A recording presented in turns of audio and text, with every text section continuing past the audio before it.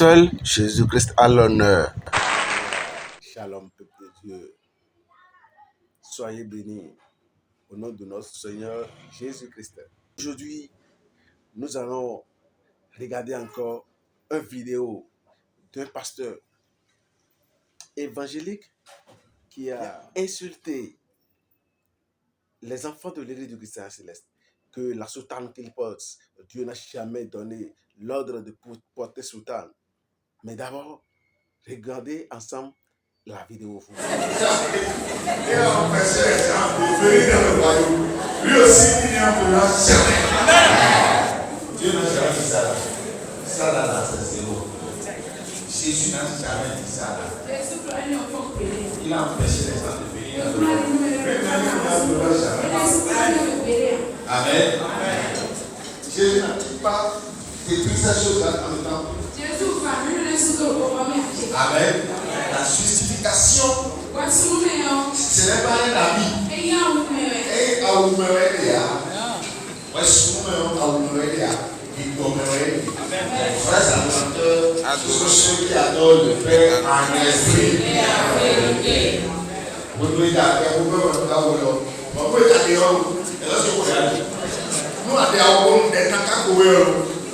vous avez regardé. Voilà. Maintenant, il y a un dévancier de l'église de Christ céleste nommé Daniel Vodj qui a répliqué à ce pasteur avec l'appui des versets bibliques. Suivez ce dévancier. Shalom à vous. J'ai reçu votre numéro, évidemment par un frère. Je crois que vous êtes un homme de Dieu. Je vous ai vu en train d'exposer des soutanes. D'abord, je suis Céleste. Je me présente.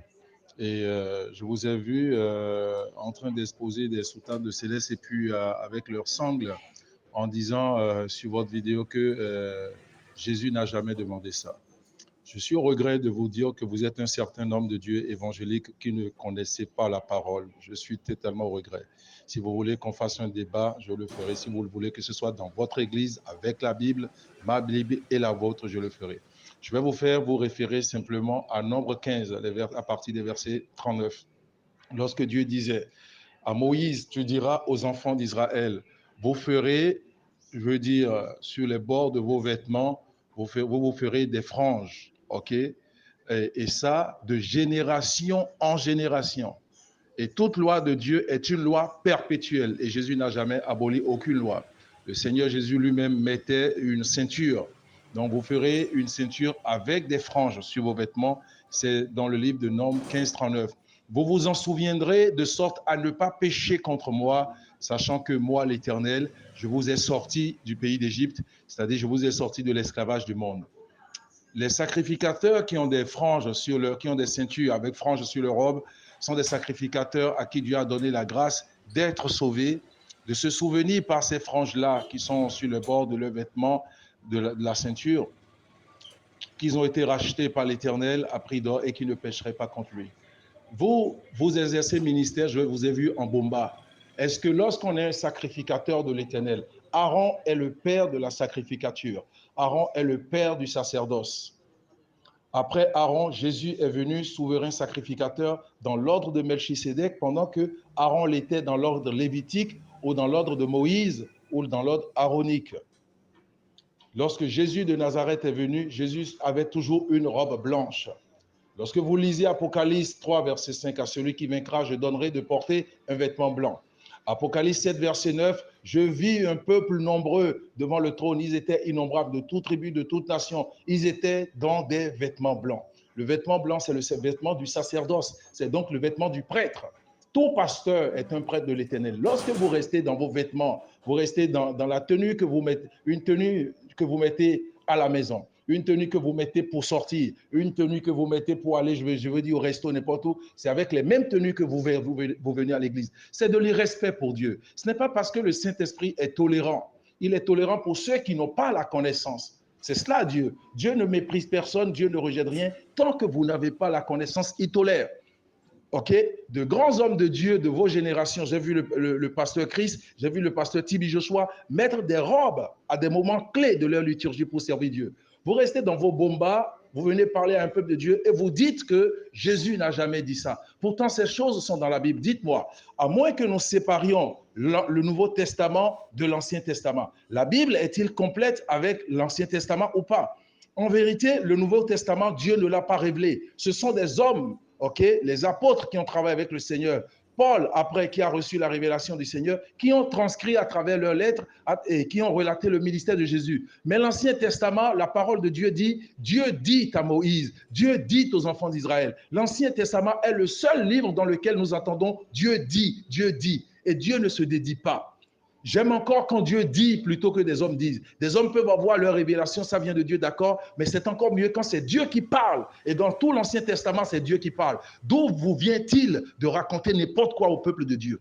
Je vous sermonne parce que pour un homme de Dieu, vous êtes nombreux à faire ça. Je vous sermonne malgré votre ministère. Et si j'arrive à vous sermonner, c'est parce que j'ai un ministère supérieur au vôtre par le Saint-Esprit. Maintenant, vous devez savoir, lorsque les chrétiens, vous vous divisez pour rien. Vous avez le diable qui est devant vous, vous avez Satan qui est devant vous. Au lieu d'apprendre à combattre Satan, vous ne le combattez pas. Et vous ne travaillez pas comme le Seigneur Jésus a dit de travailler. Parce qu'en vérité, Jésus dit, je suis la tête du corps du Christ. Et le corps a plusieurs membres. Il y a les yeux, il y a la bouche, il y a les oreilles, il y a les pieds, il y a les mains. Et les membres ne font pas le même travail. Pourquoi vous ne conscientisez pas ces choses? Vous, les évangéliques, vous êtes venus des protestants, vous êtes venus bien après les premiers protestants. Vous savez combien de fois déjà l'église de Jésus s'est fissurée depuis les protestants méthodistes, les protestants presbytériens, les protestants évangéliques, les protestants pentecôtistes, les protestants apostoliques. Mais vous arrêtez un peu à la fin à couper l'œuvre de Dieu, à couper l'œuvre de Dieu, à couper l'œuvre de Dieu. Regardez la révélation d'Apocalypse, c'est le dernier livre de la prophétie du Seigneur Jésus au moment où il était déjà ressuscité, donné à Jean par la révélation de Jean dans Apocalypse. Apocalypse 6, verset 9.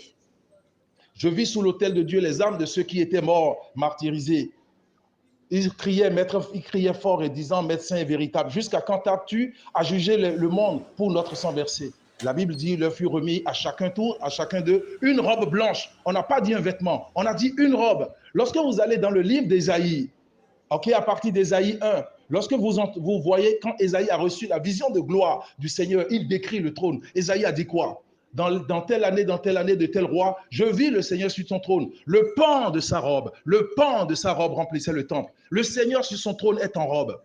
Et ce n'est pas parce qu'en Orient, les gens sont en robe. Non. Ce n'est pas qu'un vêtement de l'Orient, genre peut-être les Arabes sont en robe. Non. La robe, c'est le vêtement de Dieu, c'est le vêtement de ses sacrificateurs. D'où il vous vient de raconter n'importe quoi? Là, je vous ai écrit, je vous sermonne, je vous dis. Je vous reviendrai. J'espère que vous lirez certainement. Si vous voulez un débat, je le fais avec vous. Mais avant toute chose, vous prenez votre Bible et vous lisez les Écritures avant de raconter n'importe quoi au peuple de Dieu.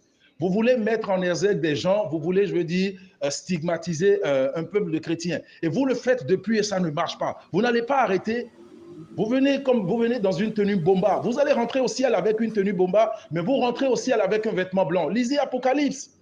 Lisez Apocalypse. Le peuple de gloire de l'Éternel qui adore devant le trône de Dieu à la fin des temps d'Apocalypse est dans des vêtements blancs, dans des robes blanches.